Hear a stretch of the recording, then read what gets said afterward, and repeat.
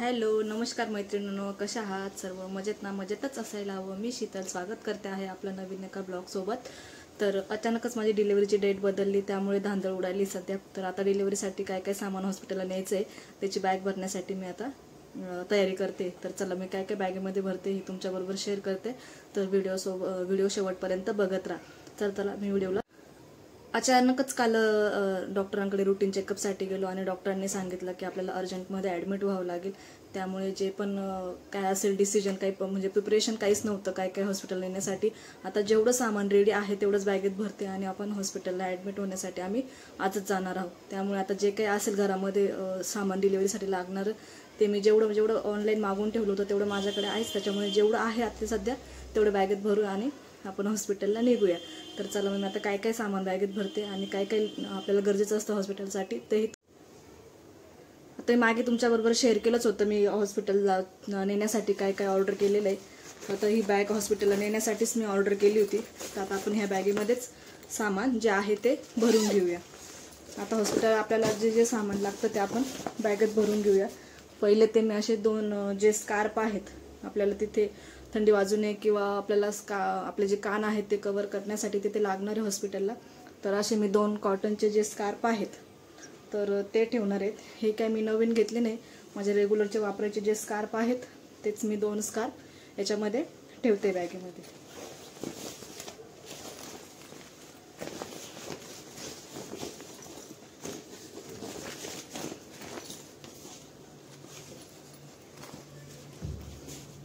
नंतर आपल्याला हॉस्पिटलला लागण्यासाठी टॉवेल, आता घरातला जो टॉवेल आहे तोच आपण बॅगेमध्ये ठेवूया. काही म्हणजे टॉवेल वगैरे ही काही नवीन घेतलं नाही मी, जे घरामध्ये अवेलेबल आहे तेच त्याच्यामध्ये भरणार आहोत आपण. आपल्याला पॅन्टीनचा 3 सेट हा नवीन ऑर्डर केलेला होता, म्हणजे डीमार्टमधनं घेतलेला होता. तो आहे आपल्याकडे रेडीमध्ये. तर मी ह्या 3 ज्या पॅन्टीज आहेत त्या आपण यामध्ये ठेवूया.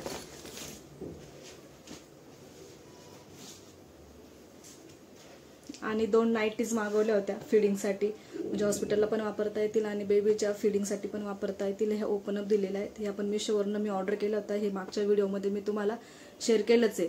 तर आता हे ज्या 2 नाईटीज आहेत हे आपण बॅगमध्ये भरून ठेवूया.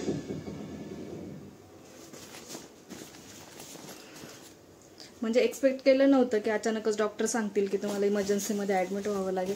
कारण की माझ्या शुगरचा जो रिपोर्ट आहे तो सध्या जास्त हाय लेवलला येतोय. त्यामुळे डॉक्टरांनी डिसिजन घेतला की आपण लवकरच ॲडमिट होऊया.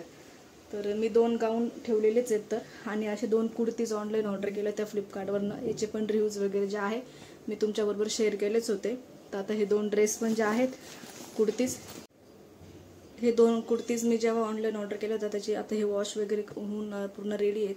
कारण की ह्याची जी क्वालिटी आहे ती कॉटनमध्ये एकदम छान सॉफ्ट फॅब्रिकमध्ये, आणि याला वरती झिप पण दिलेली आहे, म्हणजे आपण चेन थ्रू आपण फिडिंगसाठी वापरू शकतो. त्यामुळे 2 नाईटीज आणि 2 जो ड्रेस आहेत ते आपण याच्यामध्ये भरून घेणार आहोत. आता हॉस्पिटलला किती दिवस ठेवता काय ठेवता याचा काही अंदाज नाही, पण तरी डॉक्टर बोललेत की मिनिमम आपल्याला 3 ते 4 दिवस तरी थांबावं लागेल. त्यामुळे मग कमीत कमी 3-4 ड्रेस तरी पाहिजे. आणि सध्या पावसाचं वातावरण असल्यामुळे कपडे नाही सुकले तिथे धुणार कुठून काय कुठून असं, म्हणजे बऱ्याच प्रकारचे प्रॉब्लेम असतात. त्यामुळे 1-2 जर एक्स्ट्रा असतील तर एक्स्ट्रा ठेवले तर तेवढंच आपल्याला सोपं होईल त्यामध्ये. तर आता याच्यामध्ये मी 2 स्कार्फ ठेवलेले आहेत, बघायला गेलं तर टॉवेल ठेवलेले आहेत, 2 नाईटीज ठेवलेल्या आहेत, 3 पॅन्टींचा सेट पण ठेवलेला आहे आणि 2 कुर्तीज पण ठेवलेला आहे. आणि आपल्याला तिथे जे लागणार आहे स्लीपर, तर याचा रिव्ह्यू तुम्हाला शेअर केलाच होता मी. तर हे पण आपण बॅगेत भरून घेणार आहोत, कारण की तिथे आपल्याला चप्पलची गरज पडू शकते. आणि 2 मॅटर्निटी ज्या ब्राज आहेत त्या पण आपण ऑर्डर केल्या होत्या फिडिंगसाठी, तर त्या पण मी सोबत ठेवते. लागल्यास तर आपण तिथे वापरणार नाही, तर आपल्याला घरी आल्यानंतर पण वापरायला कामात येतील. पण पहिले 2-3 दिवस वापरता येईल की नाही वापरता येईल याची आयडिया नाही आहे. कारण की माझी पहिलीच डिलिव्हरी असल्यामुळे काय काय लागतं किंवा काय काय पहिल्या दिवसांमध्ये वापरता ह्याची काही आयडिया नाही आहे. पण मी ते सोबत आता ठेवते. लागलंच तर आपण वापरू शकतो, नाही लागलं तर आपण रिटर्न घरी पण येऊ शकतो, पण आपल्याला नंतर वापरायला कामात येईल. त्याच्यामुळे आता सध्या तरी मी त्या बॅगेमध्ये आहेत त्या. हे ऑनलाईन पाऊच मागवले होते, तर हे हॉस्पिटलला कामात येतील म्हणूनच मागवले होते की आपल्याला जे काही बारीक निरीक जे सामान असेल की आपल्याला हॉस्पिटलला लागणारं, त्याच्यामध्ये फेसवॉश वगैरे काही सनस्क्रीन जे काही असेल, लिप बाम वगैरे किंवा आपलं क्रंचीस वगैरे जर असं काही ठेवायसाठी लागत असेल त्याच्यासाठीच हे ऑर्डर केलेलं आहे. तर आता ह्या बॅगमध्ये जर बघितलं तर पहिले ते हे मॉइश्चरायझर ठेवून घेते. मॉइश्चरायझरमध्ये मी सेटॅफिलचं मॉइश्चरायझर वापरते, ते ठेवून घेते.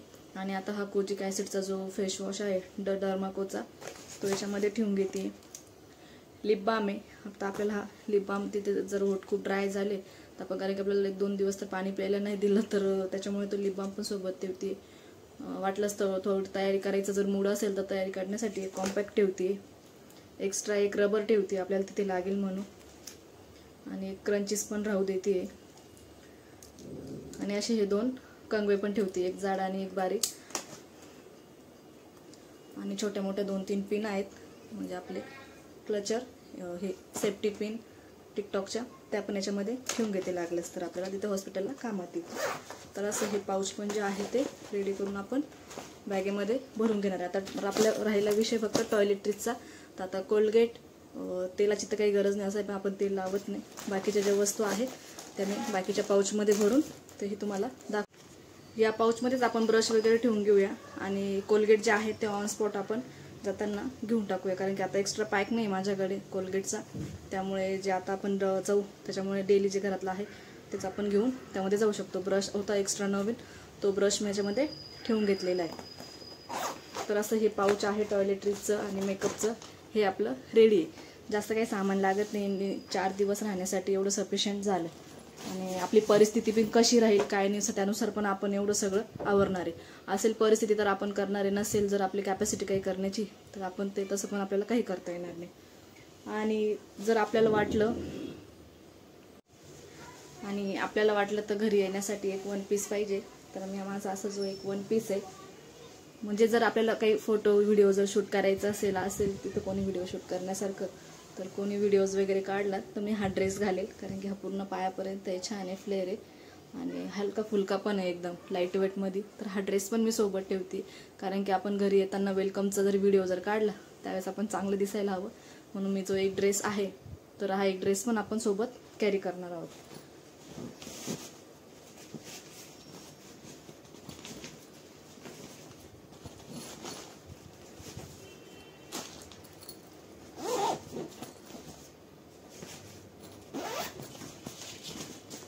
अशी आपली छोटीशी बॅग जी आहे तर ती भरून रेडी आहे.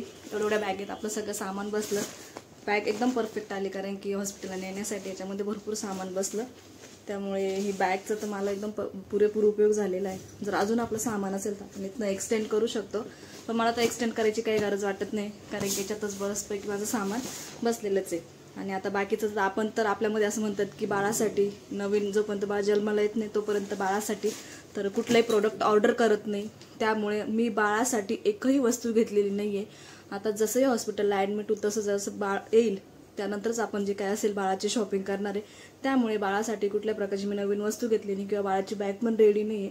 त्यामुळे फक्त माझ्यासाठी लागणाऱ्या वस्तू ज्या आहेत त्याच मी यामध्ये ऑर्डर केलेल्या आहेत.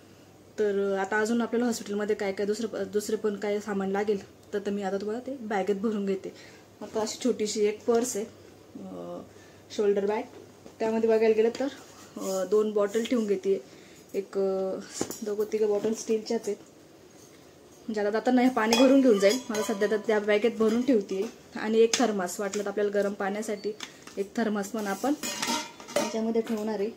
आणि 2 डिश जर कशासाठी लागल्या तिथे तर मग वाटी चमचा सोबत असू द्या, तर छोट्या 2 डिश आहेत त्या मी सोबत ठेवते. आणि एक स्पून पण, आपल्याला तिथे वाटलं इमर्जन्सीसाठी तर आपण हे वापरू शकतो. तर असं हे जे आहे 3 बॉटल वगैरे जाताना घरातून भरून घेऊन जाऊ. थर्मास थोडंसं गरम पाण्याने भरून घेऊन जाऊ आणि 2 बॉटल ज्या आहेत त्या साध्या पाण्याच्या आपण भरून हॉस्पिटलला जाऊया.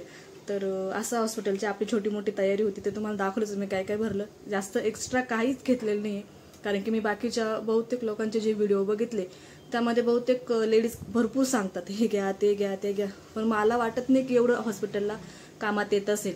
कारण की असंही 3-4 दिवस ठेवतं आणि जेवढं सामान जे आहे ते भरपूर होतं. कारण की आपली परिस्थिती त्यावेळेस नॉर्मल होईल की C-सेक्शन होईल आपल्यालाही माहीत नसतं आपली परिस्थिती काय असेल. त्यानुसार एवढा सामानाचा तर काही उपयोग होणार नाही. त्यामुळे मी जास्त काही सामान नेणार नाही. आणि अर्जंट आपली डिलेव्हरीची, म्हणजे डिलेव्हरीची डेट भरपूर लांब होती, अजून 15-20 दिवस होती. पण अचानकच डॉक्टरांनी सांगितलं की आपल्याला ॲडमिट व्हावं लागेल. त्यामुळे जे काही सामान आहे आपण त्याच्यातच घेऊन तयारी करून आपण हॉस्पिटलला जाणार आहे. त्यामुळे एक्स्ट्रा सामानाची मला तर जास्त गरज वाटत नाही. आणि जर एखाद्या वस्तूची जर गरज पडली तर हॉस्पिटलपासून तर माझ्या घराचं अंतर अगदी फक्त 1.5 ते 2 किलोमीटरचं अंतर आहे. त्यामुळे आपण इझी जाऊन येऊ पण शकतो. आणि यात लागणारं सर्वात महत्त्वाचं जे आहे आपल्याला पिरियड पॅन्टीज किंवा आपलं सॅनिटरी जे पॅड आहेत ते लागणार आहेत. पण मी जे पिरियड पॅन्टीज वगैरे आहेत त्या माझ्या ऑर्डरमध्ये आहेत.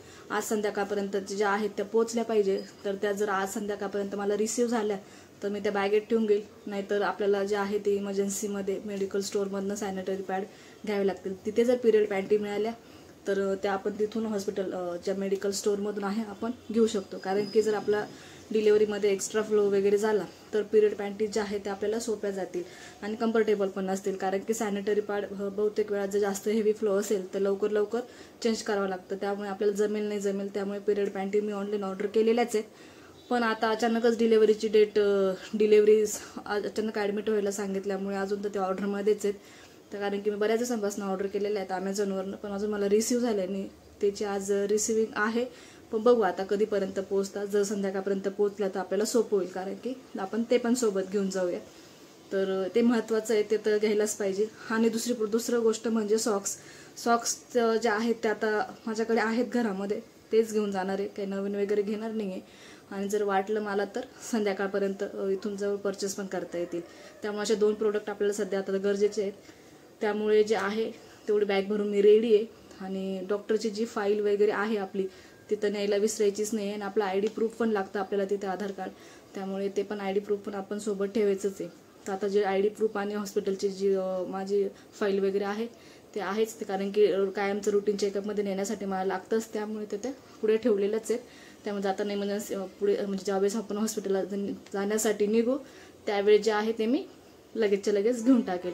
आता सध्यापुरतं तर एवढं रेडी करून ठेवलेलं आहे. बघू आता संध्याकाळी किती वाजता काय निघायचं त्यानुसार मी जे काय असेल पुढचे व्हिडिओ जे असेल आपले हॉस्पिटलमधले किंवा बेबी डिलिव्हर झाल्यानंतर माझं C-सेक्शन झालं किंवा नॉर्मल डिलिव्हरी झाली, पुढची काय पण जी प्रोसेस असेल किंवा माझं काय पण माझ्या बाबतीत जे काही घडणार असेल ते मी नक्कीच आय होप सो तुम्हाला पण लक्षात आलं असेल. कारण की डिलिव्हरीला जाण्यासाठी आपल्याकडे काय काय वस्तू हव्या असतात ते मी आता तुमच्याबरोबर शेअर केलंच आहेत. याच्यातही नवीन काही अजून आपल्याला गरजेचं असेल तर माझा पहिला अनुभव आहे, मला माहीत नाही आहे. पण तुमच्यापैकी जर कोणाला माहिती असेल काय काय हॉस्पिटलला नेतात या व्यतिरिक्त तेही मला कमेंट करून नक्की सांगा. म्हणजे मला आयडिया येईल की आपल्याला हे गरजेचं असणारे आहे तिथं. ते पण तुम्ही मला कमेंट करून नक्की सांगा. म्हणजे आता तर मला स्वतःसाठी लागतात तेवढे प्रोडक्ट मी बॅगेत भरलेले आहेत. पण आपल्याकडे बाळासाठी नवीन काही प्रोडक्ट घेत नाही. त्याच्यामुळे मी आता बाळासाठी काहीही नाही घेतलेलं आहे. त्यामुळे बाळाची बॅगचा जो व्हिडिओ आहे तो मला शूट नाही करता येणार. कारण की बाळासाठी काय काय लागतं. कारण की मी माझ्या आईलाही विचारलं आणि माझ्या सासूबाईंना पण विचारलं की ते म्हणतात की बाळ जोपर्यंत डिलिव्हरी होत नाही तोपर्यंत बाळासाठी एकही नवीन कपडा घेत नाही. त्यामुळे मग बाळाची कुठल्याही प्रकारची आपल्याकडे काही शॉपिंग नाही. बाळ जसं डिलिव्हरी होईल जसं बाळ जन्माला येईल त्यानुसारच आपण जे काय असणारे बाळासाठी काय ज्या गोष्टी लागतील त्या आपण त्यानुसारच परचेस करूया.